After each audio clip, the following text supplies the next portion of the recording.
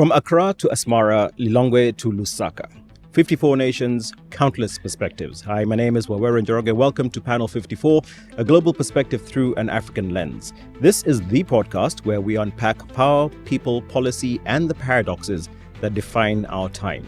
With nuance, with history, and a deliberate commitment to context. This isn't punditry, it's perspective. It's not a briefing, it's a reframing, and it starts right here.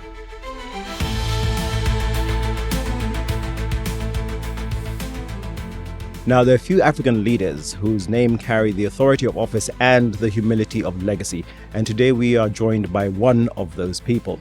From his early legal career to 2 terms as Ghana's head of state, his journey traces a country and a continent grappling with transition. He governed not with fanfare, but with a kind of quiet determination, overseeing Ghana's entry into the oil economy, introducing the National Health Insurance Scheme, and helping anchor Ghana's democratic maturity. He also chaired the African Union during a volatile period, mediating across a region that often demanded more than just diplomacy. But beyond the titles and the timelines, we meet the man today. What has shaped his values? What tested his resolve? What does he see in Africa's next generation? This is not a conversation just about power. It's about purpose. It's about transitions. National, personal, and continental. Welcome to Panel 54. My name is Wawero Njoroge, and today we are in conversation with the former President of the Republic of Ghana, His Excellency John Agyekum Kufuor. Thank you so much for joining us. You're welcome. Yeah, and letting us into your wonderful home. Thank you very much. Wonderful, wonderful place. Now, before we knew you as president, you'd already lived many, many lives. Yes. I know you had a lot of ambition when you were growing up. You are the son of a queen mother. You're a young man from Kumasi, Yes. who found yourself walking in the streets of London's legal district. You're a scholar at Oxford, Yes. right? You are a family man, Yes. a quiet strategist, and many people don't know this, but you're a football administrator at some point. But before we explore your political legacy, I'd like us to linger just here right now and look at the man before the power.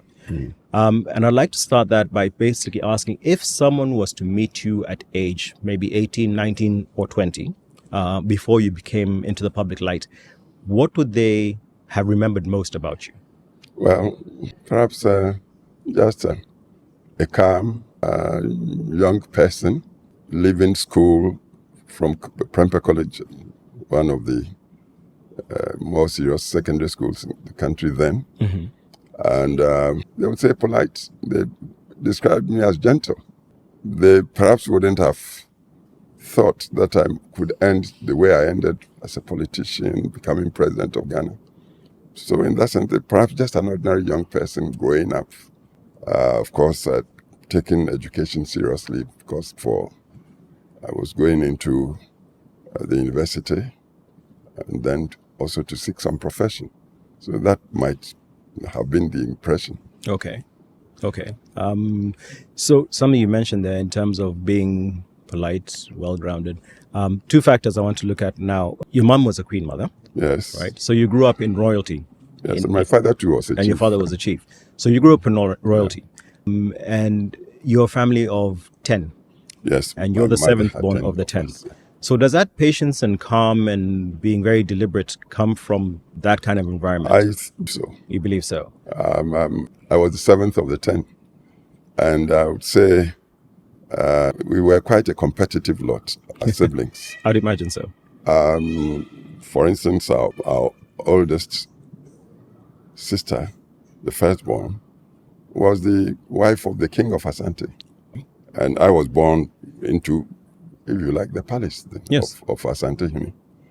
And the second one, very bright, had studied in the University of Bristol, chemistry in those times. Okay. The first Asante man to have gained PhD, and he was just about 26 years to 27. So everybody in Kumasi thought it was a... So when you have a big brother like that, and you are growing up naturally, you've got big shoes to fill. You get a bit intimidated, and you feel that the pace had been set for you to compete, to emulate at least. Okay. And then the 2 sisters before me were barristers at law, trained in Britain. One even had a stint in Harvard University and that sort of thing. And even my youngest brothers, I had two behind me. Mm-hmm. The one immediately after me, just about a year, 7 months younger, also trained medical, have Cambridge University, I was Oxford. And when you are into a group like that, naturally, you're going to be very competitive. Yeah, there's a lot of one-upmanship in terms of. But from that perspective, and I ask this from there's always this pressure for children to say, why can't you be more like, or why can't you be like this person? Be like, was that ever part of your growing up in terms of comparisons? Not like, we were all like conscious of our individuality. Okay. You didn't want to fall below the standards that you come to meet. And then when you were growing up, you grew up in a royal household. Yes. Were you ever referred to as Your Highness? The names given us, in my culture, were some ancient names that attracted the title Nana. Okay. Perhaps in English would be Lord or something. But in our family, we didn't stress that too much. Okay. But did that did that give you an idea or relation to hierarchy and community? Very much. Yeah? Very much. In my father's home, you had to behave according to, if you like, protocol. Okay. Okay. And my mother's house, the same. Okay. Or in my brother-in-law's house, the king's palace. Still the same. It was a must. Okay, so that's the grounding. I mean, that's a foundation from which you now born and grew. Okay. Into. A quick question for you in terms of you being able to study abroad, which is obviously a wonderful privilege. Did that now strengthen your sense of Ghanaian identity, or did it complicate it? Yes, into the modern world. If you are talking culturally, traditionally, yes. That is rather circumscribed or limited. But we grew into the open world. Okay. For instance, by 20, I was in Britain, Lincoln's Inn, which was a very cosmopolitan institution. Lawyers came from all over the British Commonwealth. Indians, some Chinese, Africans from all over the continent, Canadians, Australians, we all mixed. And so, naturally, your broaden your view of the world is then broadened. Yes, from that perspective. Stretched. Okay. And okay. Now, Mr. President, you have walked through corridors of power that very few Africans have actually been able to reach. Yeah. From Oxford, as you mentioned in your youth, and to the AU chair. Yes. In your maturity. Yeah. And during this legacy or this presidency, and you've mentioned this at the very beginning when we were talking about it, you actually got a nickname, the Gentle Giant. And it's not necessarily about stature. Well, the stature I can see, yes. Though. Yeah, the stature is very much because there. I stood over 6 feet tall, and I was a bit bulky. I weighed easily about 14, 15 stones. British times. Okay.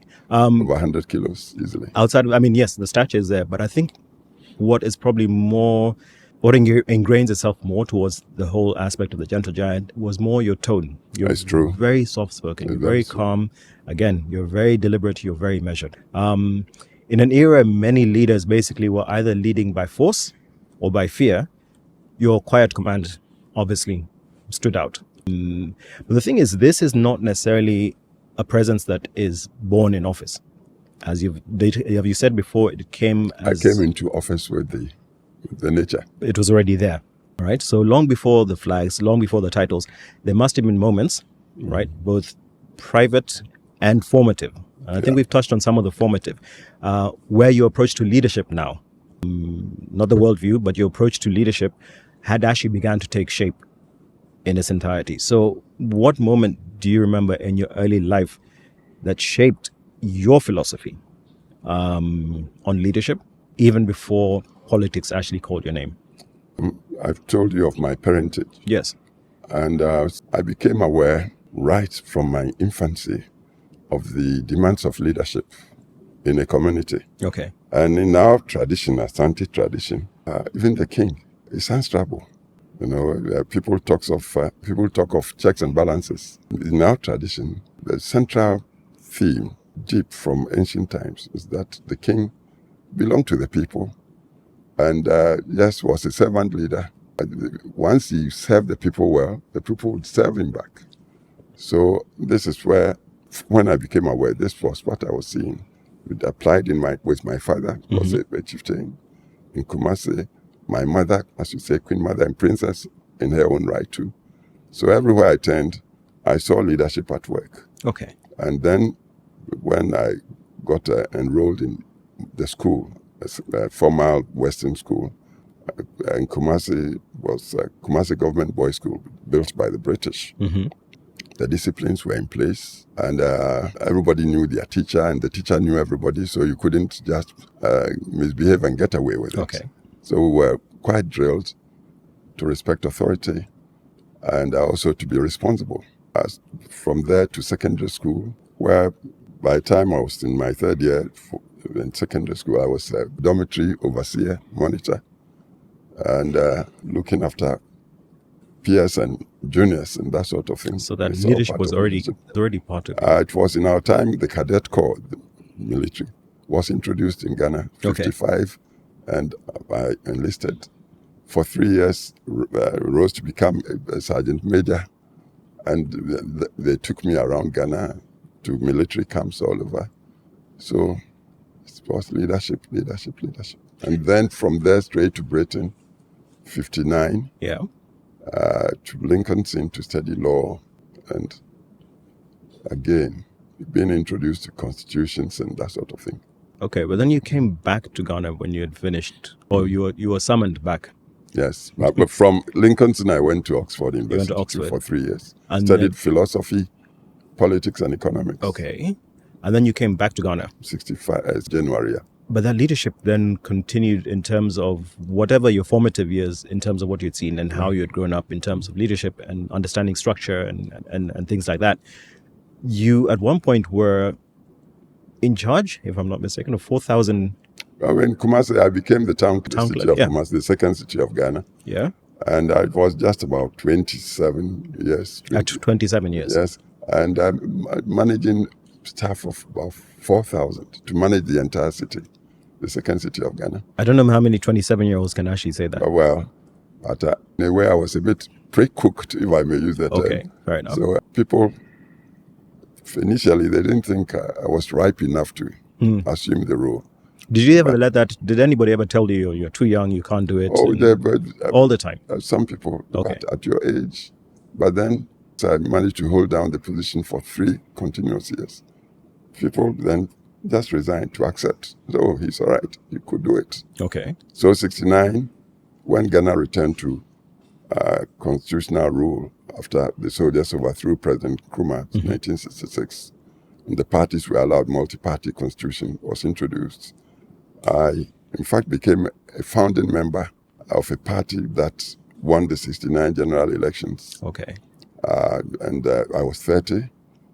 And the then Prime Minister, Professor Kofi Buzia, somehow made me Deputy Foreign Minister of Ghana, attending the United Nations General Assembly, in fact, leading sometimes the Ghana delegations, and then to the Organization of African Unity, summits in Addis Ababa. The first time the non-aligned movement met in Lusaka, I led the Ghana delegation. Okay. I think it was 70-71. Okay. To that conference, a conference of heads of state, bringing people like the Haile Selassie of Ethiopia, Indira Gandhi of India, Lee Kuan Yew from Singapore. And you were not starstruck? Well, I was humbled.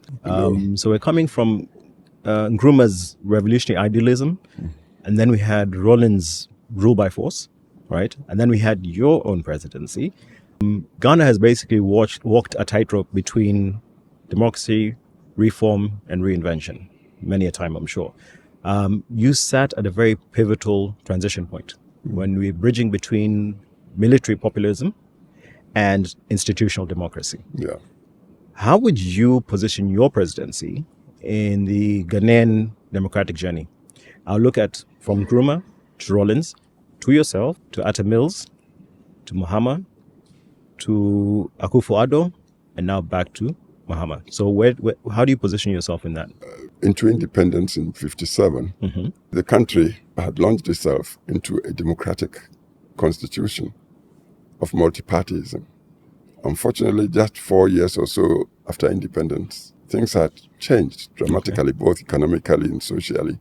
And the first regime, I believe because of the complexity of the situation, and we shouldn't forget the pioneering ministers hadn't been too prepared for the challenges that came to engulf them. They sort of relapsed into dictatorship. The country was forced into a one-party state thing.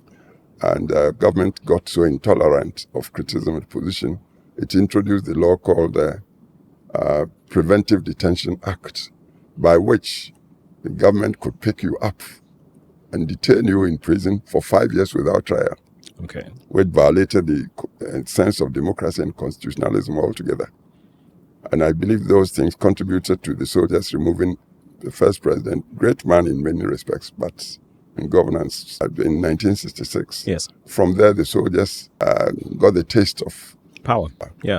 And so every now and then they would sort of invade or come and remove civilian regimes. So the way up, the transitioning became so uneven. It was ups and downs, soldier regime. So the 64 years of independence since then, I would say critically, over half of the period had been under military regimes, coup d'etat. Yes, I noticed that. And then Rawlings came in, let's make it, say, from 81. He stayed in power for 19 long years, a dictator, at least for the first 10 years for sure. But after 89, when the whole world changed because of the collapse of communism, the Soviet Union, I would say, not communism, he was forced to convert into constitutional rule, forming his own party, the NDC. In fact, incidentally, it's NDC that is in power today. And but because he'd been like an absolute dictator, even when he converted, people saw him like a leopard in sheepskin. Familiarity breeds contempt. Yeah, so they were afraid of him through the civilian times, the multi-party systems. And my party picked me to challenge him in 1996, I think. Yes. He was declared winner, right? But then the constitution had provided for 2 years. Me had been raised in democracy and, if you like, liberal tendencies. My party's motto was and is development in freedom. And Rawlings was defined as an absolutist. He wouldn't share power. So when 2000, he had to step down because of the constitution he had signed, providing for 2 terms, and brought up his vice president, Professor Mills, as candidate. He challenged me, and I won over Mills.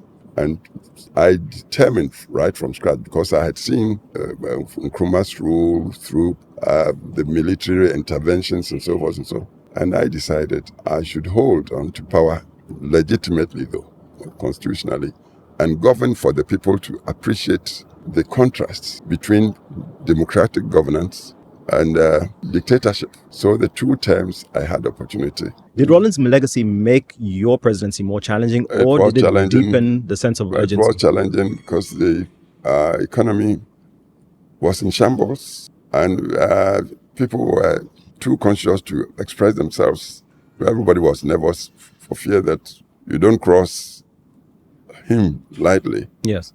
But ours was to come in, as I said, the motto of my party, development in freedom, to let people see the democratic dividends, which I believe the normal person prefer to being held down under dictatorship of any sort. And that's what I set out to do. Fortunately, with the policies we introduced, and in fact, my slogan, the manifesto I introduced, said we would usher in the golden age of business. And also let people express themselves. And 2 terms proved that it could be done. So you were fortunate enough in 2007 to strike oil under your leadership in commercial quantities, not small pockets or things like that. Obviously, it was a historic moment. It's the Jubilee fields, isn't it? The Jubilee fields. And this obviously brought a lot of economic promise to Ghana. In fact, the economic promise that began showing already before the oil. So this was basically now to top it. jumped it up, right? Like, But as everybody knows, and we've seen many a time, oil has a double-edged sword, especially in Africa, right? the curse and the benefit. Yes, it enriches some and it destabilizes other countries, yeah? So Jubilee for you was a wonderful find. It was, yeah. But the question is this: as you were doing exploration for the oil aspect, had you put in place institutional readiness for the find? oil. Yes. Oh, yes. Yeah? Yes. We were deliberate in encouraging the exploration. In fact, before I became president, I traveled in the United States. Okay. And we went to Houston, where the Ghanaian community, I wasn't president, but I was candidate of my party. And I met the Ghanaian community, and a guy amongst them was introduced as the procurement manager of Shell, Okay. one of the majors. Yes. So it struck me and said, you are with all these powerful oil companies, and Ghana was still, because in West Africa, Nigeria had struck and was They struck and they export their oil. pumping over 2 million barrels a day. Yeah. Cote d'Ivoire, to our west neighbor, wasn't pumping too much, but it was already pumping in 45,000 barrels a day. Yes. And poor Ghana sat in between. We'd been exploring since 1896 for oil without success. Not many people know that. Yes, so I just challenged So them. by the said, time "Look, you were striking oil and you had everything, all the infrastructure related to Yes. house or pumping and all that was already in place. Well, I couldn't say all the infrastructure was in place. Okay. In fact, it was the explorers Okay. who brought the infrastructure. Right. But we had to create the enabling atmosphere, the laws, give them the blocks to do it. So my government reformed the institution. I've forgotten the title now, an old man. GNPC, Ghana National Petroleum Corporation. Okay. We reformed it to make it attractive to explorers. But the meeting with that Ghanaian in Houston before I became, I think it must have been 99 or 98. Okay. And then it was a reception we were doing in my honor. So I said, look, you holding this position in a major, and poor Ghana is not attracting. And then it was just prophetic. I told him, look, I believe we are coming to power. When I get there, you people should find strong companies come to Ghana. And you kept your word. And they did it. I think about 3 years into office, about 2003 or Okay. thereabout. I was in my office. I had even forgotten about, even though we, as I said, we tried to change the Petroleum Corporation, its ethos to make it more attractive for explorers. This person and another person, they walked into my office. They came, they were announced. So, Lord, let them come in. And then they came in followed by 3 oil people from Houston. And the Ghanaian party said, look, you told us to find capable oil companies to come in your tenure. We've come with these people. And here they are. Who were the first people to strike in Equatorial Guinea. And you remember Equatorial Guinea till about 98, 99 was some of the poorest countries anyway. So I sat up.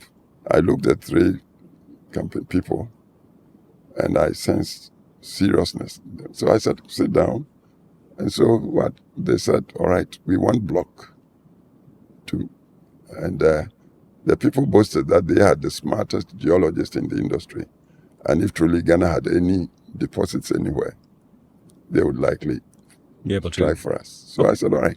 So I sent them to the then executive of the Petroleum Corporation, and they were given the block.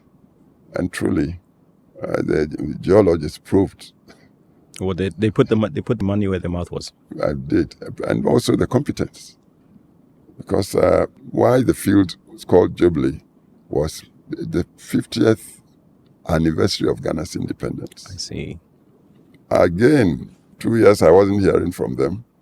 Then one Saturday morning in my home in Accra, I got a phone call, picked, and it turned out to be one of the Ghanaian boys who had come with. Oh, congratulations, he said. What? He said, oh, you've struck oil. I said, oh, don't joke. Why, how struck oil and I don't know? So truly, you have. I said, by whom? I said, the people we came with. So I said, where are they? He said, they were in Nigeria. And that time, the president didn't have a plane. It was a very ancient type of plane, Rollins are termed flying coffin. Yes. All right, if you are in Nigeria, I will let the flying coffin go and fetch them. So they would come and tell me for me to believe. Okay. And that's what happened. They came, truly, they brought me some tiny bottles of this oil, and that was it. And the rest, as they say, is history. It's history. I'm going to move on to one of your other legacies, actually. And this is very, very critical. And one of the things you're very, very well known for. Do you think Ghana's current capital trajectory, basically, their current human capital trajectory, reflects the reforms started under your administration? Yes, our policies really.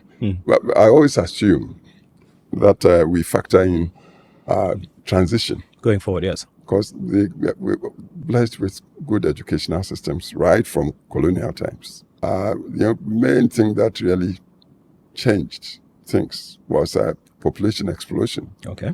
At independence 57, our population was barely 6 million people for the entire country. By the time I assumed power, we'd moved over 20 million. Unfortunately, the economy had not kept pace. Yes. The population. And so institutions that were designed for, say, 1,000 students found they were having to provide for, say, 3,000, 4,000. And naturally, quality was slumped. And then, as I said, by the time we assumed office, the economy itself too had slumped. But I had promised to usher in the golden age. And then it was also our policy to establish equality of opportunity, inclusively for all the children of Ghana. We found the health care system very in shambles. Cynically, it was described as cash and carry. Yes, it was actually before you introduced the NHIS. Yes. And then educationally too, we found not many parents could afford even to put their children in schools. So we introduced a policy that had been inscribed in the Constitution 92. Free, compulsory, and universal basic education for all the children of Ghana. They publicly called it F-Cube. We introduced that. And within 2 years or so, from kindergarten through junior high school, registration of children or enrollment topped over 56%. Okay. So these were there. We saw that you talk modernizing education without modernizing the teacher training. That's another thing. It has to go hand in hand. Yes. So my government, there were 38 teacher training institutions.